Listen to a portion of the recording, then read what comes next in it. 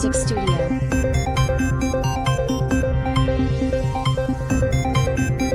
जैसा कि आप सब जानते हैं कि दिल्ली में 24 घंटे बिजली देना और फ्री बिजली देना अरविंद केजरीवाल जी की सरकार का ना सिर्फ वादा है बल्कि एक ऐसा वादा है जो लगातार 9 साल से हम पूरा करते आ रहे हैं।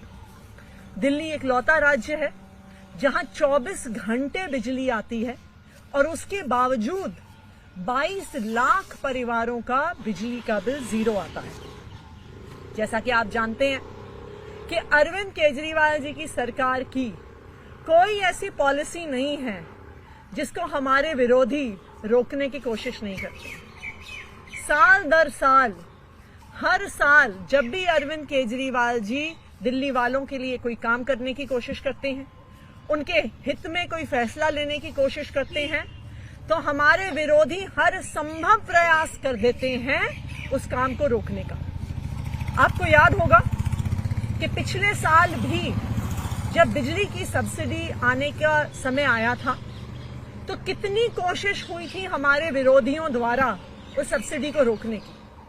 एक समय तो ऐसा भी आया था जब हमें ये घोषणा करनी पड़ी थी कि आज के बाद जीरो बिजली बिल समाप्त हो जाएंगे। इस साल भी पिछले 1 महीने से लगातार इन लोगों ने हर संभव प्रयास कर लिया कि आने वाले वर्ष 2024-25 में दिल्ली वालों का जीरो बिजली का बिल ना आए और किसी तरह से केजरीवाल सरकार की सब्सिडी रुक जाए। इन्होंने अफसरों को बुलाया, अफसरों को धमकाया, पूरी कोशिश कर ली कि दिल्ली वालों के जीरो बिजली के बिल रुक जाए।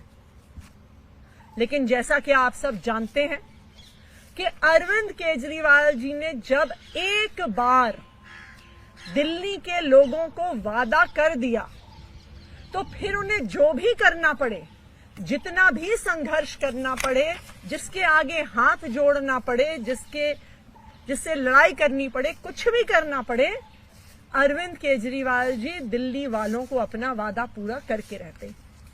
और आज मुझे सभी दिल्ली वालों को ये बताते हुए बहुत खुशी है कि आज की केजरीवाल सरकार की कैबिनेट की बैठक में जो दिल्ली वालों को फ्री बिजली के बिल मिलते हैं, जो उनको सब्सिडी मिलती है, वो 2024-25 में भी जारी रहेगी। उसका फैसला आज कैबिनेट ने लिया है।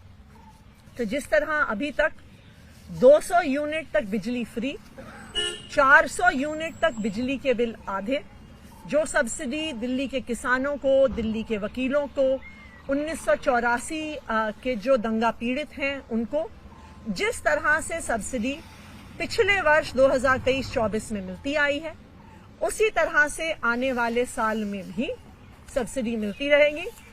दिल्ली वालों का बिजली का बिल जीरो आता रहेगा और अब ये पॉलिसी 31 मार्च 2025 तक पास कर दी गई है। धन्यवाद। लेकिन आप बता सकते हैं कि क्या अड़चन इसमें आ रही थी? पिछली बार आपने बताया था बकायदा कि लेटर लिखे गए थे और उन्हें रोकने के लिए बकायदा आपके पास भी नोट आया था, तो इस बार भी क्या इस तरह कोई नोट आया? क्या कोई इसकी टाइम? देखिए, अगर आप पिछले साल भर में देखिए तो अब इन लोगों ने एक तरीका अपना लिया है काम को रोकने का। अब ये खुद खुलकर कुछ नहीं करते हैं, ये अब अफसरों को धमकाते हैं, अफसरों को बुलाते हैं, धमकाते हैं, कहते हैं कि अगर तुमने केजरीवाल सरकार के साथ काम किया, केजरीवाल सरकार की काम में मदद करी, इनकी पॉलिसी पास करवाई, लागू करवाई, तो तुम पे विजिलेंस इंक्वायरी कर देंगे, तुम्हें सस्पेंड कर देंगे, तुम्हें जेल में डाल देंगे, तुम पर सीबीआई ईडी के केस करवा देंगे। तो अब इनका काम करने का तरीका हमारे विरोधियों का, इन लोगों का चेंज हो गया है।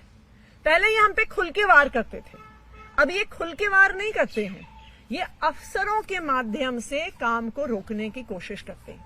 लेकिन जैसा आप सब जानते हैं, जो दिल्ली वालों को अरविंद केजरीवाल जी वादा करते हैं वो उस वादे को पूरा करके दिखाते हैं।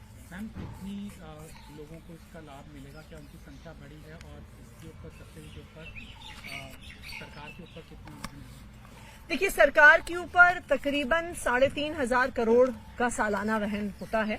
जो एक्चुअल अमाउंट है वो तो कंजम्पशन बेस्ड डिपेंड करता है। अप टू 200 यूनिट्स बिजली बिल्कुल फ्री होती है। 200 से 400 यूनिट में आपको 50% की सब्सिडी मिलती है। जो किसान होते हैं उनको सब्सिडी मिलती है, लॉयर्स चेंबर्स में मिलती है, 1984 के दंगा पीड़ितों को मिलती है। तो जो उनका एक्चुअल कंजम्पशन है उसके आधार पर मिलती है।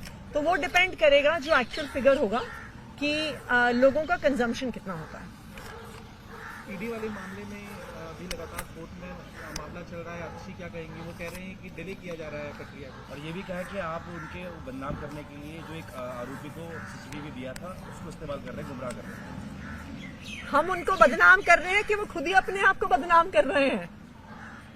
वो खुद पहले कोर्ट जाते हैं। केजरीवाल जी को बार बार समन भेजने के बाद पहले तो वो अरविंद केजरीवाल जी ने जो सवाल उठाए उनका जवाब नहीं देते। उसके बाद वो खुद कोर्ट जाते हैं कि ये समन लीगल है कि नहीं है, कि अरविंद केजरीवाल जी को कोर्ट आना चाहिए कि नहीं आना चाहिए। भाई, अगर आप खुद कोर्ट गए हो तो फिर कोर्ट के फैसले का इंतजार करो ना। ये तो ऐसा लगता है कि ईडी ऐसा मानती है कि जी अब तो हम कोर्ट का भी इंतजार नहीं कर सकते, हम तो कोर्ट के भी ऊपर हैं। भाई, खुद कोर्ट गए, अब कोर्ट का सम्मान करो, उनके फैसले का इंतजार करो। Thank you.